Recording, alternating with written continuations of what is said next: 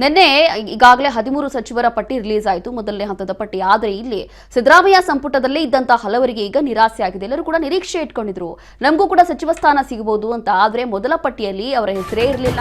ಹಾಗಾಗಿ ಮೊದಲ ಪಟ್ಟಿಯಲ್ಲಿ ಘಟಾನುಘಟಿ ನಾಯಕರಿಗಿಲ್ಲ ಸ್ಥಾನ. ಹೀಗೆ ಇದೇ ವಿಚಾರದಲ್ಲಿ ಈಗ ಹಲವರಿಗೆ ನಿರಾಸೆ ಉಂಟಾಗಿದೆ. ಮಂಡ್ಯದ ಹಿರಿಯ ಶಾಸಕ ಚಲುವರಾಯಸ್ವಾಮಿಗೂ ಕೂಡ ಸಚಿವ ಸ್ಥಾನ ಮಿಸ್ ಆಗೋಯಿತು.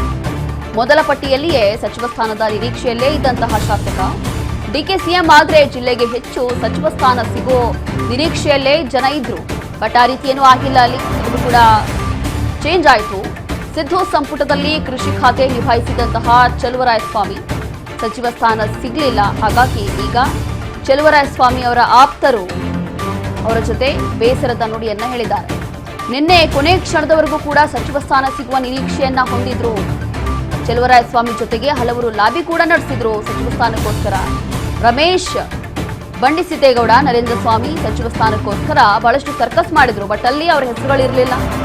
ಮೂವರಲ್ಲಿ ಇಬ್ಬರಿಗೆ ಬಹುಶಃ ಸಚಿವ ಸ್ಥಾನ ಸಿಗುವಂತಹ ನಿರೀಕ್ಷೆಯಲ್ಲೇ ಇದ್ದಂತಹ ಶಾಸಕರು. ಬಟ್ ಆ ರೀತಿಯೇನು ಆಗ್ಲಿಲ್ಲ.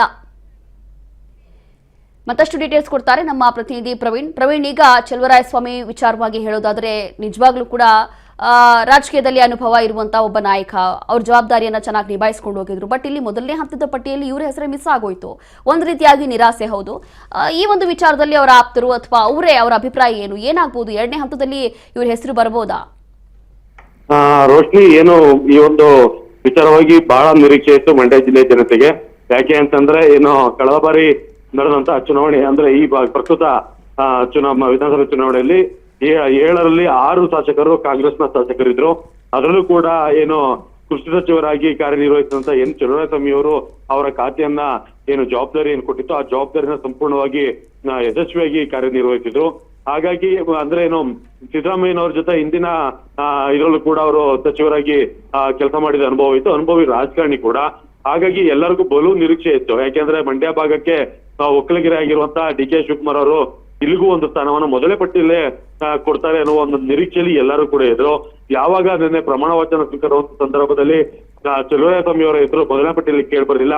ಎಲ್ಲರಿಗೂ ಕೂಡ ನಿರಾಸೆ ಆಗಿದೆ. ಒಂದ್ ರೀತಿಯಲ್ಲಿ ಮಂಡ್ಯದಲ್ಲಿ ಗೊಂದಲದ ವಾತಾವರಣ ಸೃಷ್ಟಿಯಾಗಿರುವಂತದ್ದು. ಯಾಕೆ ಅಂತಂದ್ರೆ, ಇರುವಂತಹ ಮಂಡ್ಯ ಜಿಲ್ಲೆಯಲ್ಲಿ ಸಂಘಟನೆ ಮಾಡ್ತಿದ್ದಂತಹ ಚಲುವರಾಯಸ್ವಾಮಿ ಅವ್ರಿಗೇನೆ ಈಗ ಒಂದು ರೀತಿಯಲ್ಲಿ ಸಚಿವ ಸ್ಥಾನದ ಆಕಾಂಕ್ಷಿ ಆಗಿದ್ದಂತ ಅವ್ರಿಗೆ ಸ್ಥಾನಮಾನ ಸಿಗೋದಿಲ್ವಾ ಅನ್ನೋ ಒಂದು ಅನುಮಾನ ವ್ಯಕ್ತ ಆಗಿರುವಂತದ್ದು. ಹಾಗಾಗಿ ಒಂದಷ್ಟು ಪ್ರತಿಭಟನೆ ಮಾಡುವ ಒಂದು ಪ್ರಯತ್ನವನ್ನು ಕೂಡ ಬೆಂಬಲಿಗರು ಮಾಡಿದ್ರು. ಕಡೆಯ ಗಳಿಗೆಯಲ್ಲಿ ಅದನ್ನ ಕ್ಯಾನ್ಸಲ್ ಮಾಡಿ ಈಗ ಹಿರಿಯರನ್ನ ಅಂದ್ರೆ ಮುಖ್ಯಮಂತ್ರಿಗಳನ್ನ ಮತ್ತೆ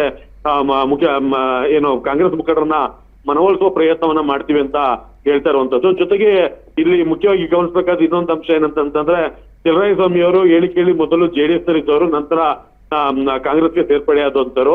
ಇಲ್ಲಿ ಮೂಲ ಕಾಂಗ್ರೆಸ್ಗೆ ಮಣೆ ಹಾಕಿಲ್ವಾ, ಆ ಕಾರಣಕ್ಕಾಗಿ ಅವ್ರಿಗೆ ಸಚಿವ ಸ್ಥಾನದಿಂದ ದೂರ ಇಟ್ಟಿದ್ದಾರ ಅನ್ನೋ ಒಂದು ಅನುಮಾನ ಈಗ ಮೂಲ ಕಾಂಗ್ರೆಸ್ಗರಲ್ಲಿ ಹುಟ್ಟಿರುವಂತದ್ದು.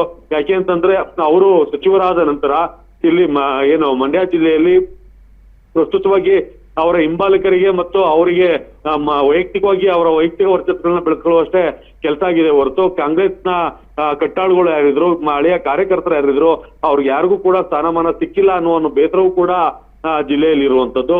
ಒಟ್ಟಾರೆ ಹೇಳ್ಬೇಕು ಅಂತಂದ್ರೆ, ಒಕ್ಕಲಿಗರ ಪ್ರಾಬಲ್ಯ ಇರುವಂತಹ ಜಿಲ್ಲೆಗೆ ಈಗ ಸಚಿವ ಸ್ಥಾನಮಾನ ಸಿಗದಿರೋದು ನಿಜಕ್ಕೂ ಕೂಡ ಕ್ಷೇತ್ರದಲ್ಲಿ ಬೇಸರಕ್ಕೆ ಕಾರಣವಾಗಿದೆ.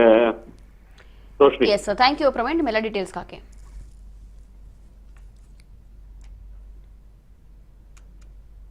ಹೀಗೆ ಸದ್ಯಕ್ಕೆ ಚಲುವರಾಯಸ್ವಾಮಿ ಅವರಿಗೆ ಸಚಿವ ಸ್ಥಾನ ಸಿಗಲಿಲ್ಲ. ಮೊದಲನೇ ಹಂತದ ಪಟ್ಟಿಯಲ್ಲಿ ಅವರ ಹೆಸರಿರಲಿಲ್ಲ ಅನ್ನೋದು ಕೂಡ ಕುತೂಹಲ ಇದೆ.